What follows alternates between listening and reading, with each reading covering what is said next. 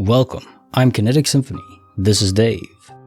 I hunt down and report on weird and true mysterious stories, from glitches to the supernatural. Case file number 1987, written by Saintsaturday. Going up, going down, no one makes a sound. Lo and behold, something pretty odd happened to me in an elevator, of all places. Anyway, as a disclaimer, I'm the type of person who'd rather ignore anything that seems out of the ordinary and go on about my life, and I try to be as rational as possible. I keep thinking about this situation. Maybe I interpreted the whole situation wrong, I don't know. I'll let you guys form your own opinion. Yesterday, I had to pick up a paper for an exam from the university where it's also hosted. I'm not a student there, so I'm not very familiar with the place, and the last time I went there was last year, for a similar exam. Anyway, this is just to give you a little more context. The story goes like this. The university is extremely crowded since it's noon. I take the elevator to the third floor, go pick up the paper from one of their offices, then go back to the elevators. I go into the elevator with these two girls. I stand right next to the buttons. This is my fault too, because I hesitated to press my floor, but I wasn't sure if the one button was for the ground floor or for the first floor. The two girls talked for a bit before pressing the one button, first floor, not ground floor as I figured out later, which was the P button, and going silent. Everything is normal so far. We get to the first floor. I step out a bit to check if it's floor I came from.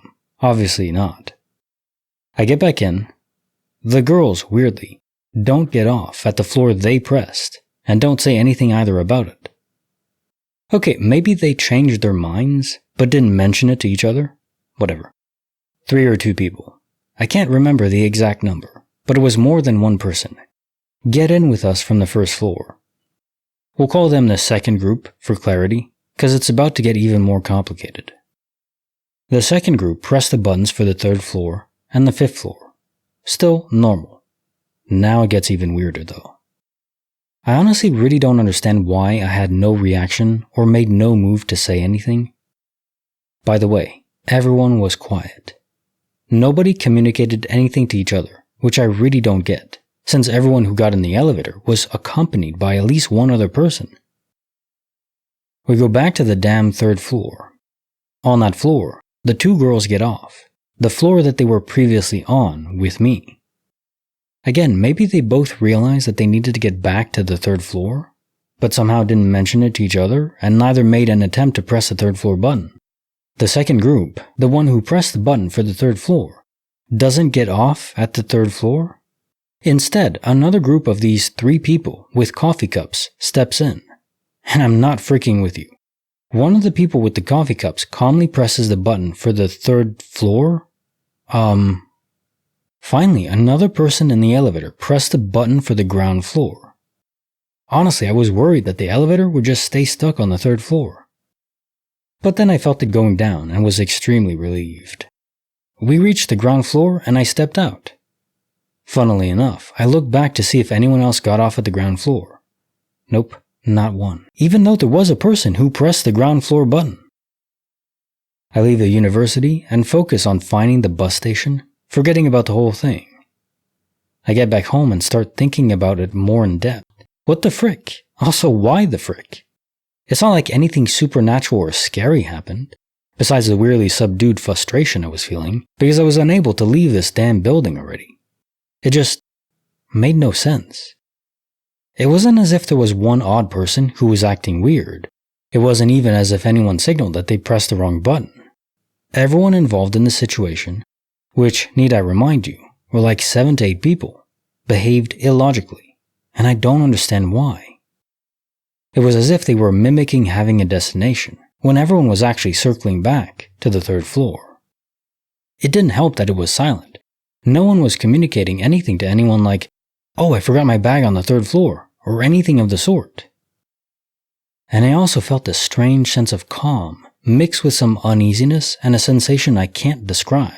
As if I didn't belong in this situation or space. I honestly think it was, 1, being pranked, Or just people were playing some kind of game? Or 2, I'm crazy and understand the whole situation in a profoundly wrong way? Or 3, the students at this university are extremely indecisive and also don't know how an elevator works?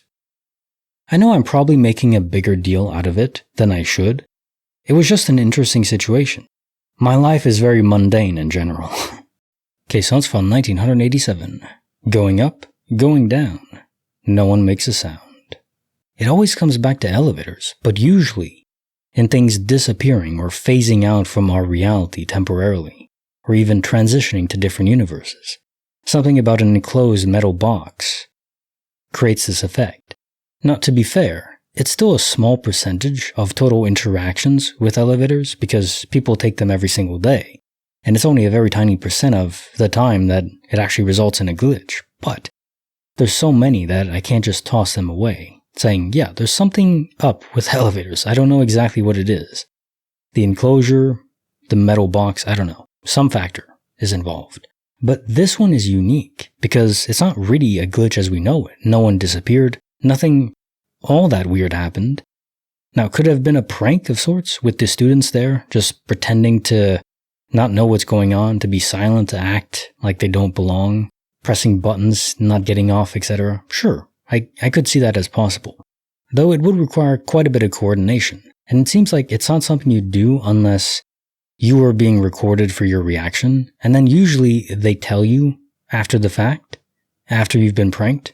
They don't just let you wander off, gaslighting your brain into mind-fricking your brain and never letting you recover.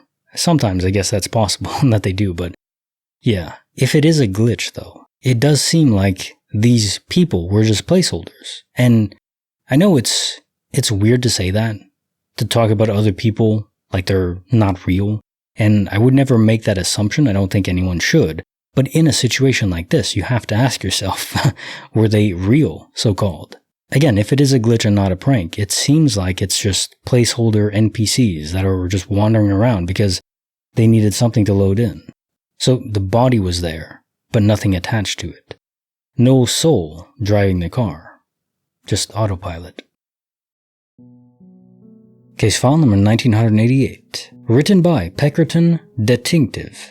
The Wedding Band's Magic Hand. My husband had lost his wedding ring for a few weeks, but had recently located it in the drawer in the basement where he'd been staying at my mom's house. He was so happy to have found it, and proudly showed me it was back on his finger, where it belonged, around the 1st or 2nd of this month.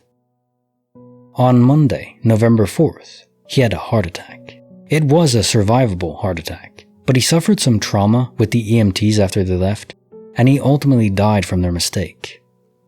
I didn't get anything back except his shoes and socks, and top denture plate. His clothes, ring, $400 cash I wasn't aware he withdrew from the ATM that morning, and lower denture plate are gone. Well, today I went to clean out the old apartment 30 miles away, and that we hadn't been to in a month or a month and a half. In a box in our room, only I would open, lay his wedding ring. I'm so grateful to have it back. It weighed so heavy on my heart. Good glitch, or a good husband to bring it back. Oof, that's heavy. Case notes found 1988. The Wedding Band's Magic Hand.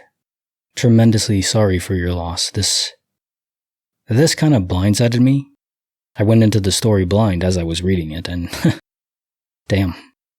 Losing someone recently like that, and the closing remark is simply, yes, your husband is still around, and he wanted to leave you a sign. And I think maybe when you cross over, you're even given the opportunity to interact with the simulation more, maybe with the guidance of a developer or game master. So just asking the question, could I maybe make a ring, my wedding ring, appear to her in a place that obviously is impossible unless it had been done before, but obviously you know it wasn't because of how this happened. Just enough to give a sign. Like, I'm still out here, I can't come back to you, but the game's not over for me. And I think that's enough. That'd be enough for me to at least be at peace. Now time for the joke of the day. Two bacteria walk into a bar. The bartender says, "Sorry, but we don't serve bacteria here." To which the bacteria reply with, "But we work here. We're staff." Oh man. Like the video, subscribe, hit the bell. Kinetic Symphony signing off.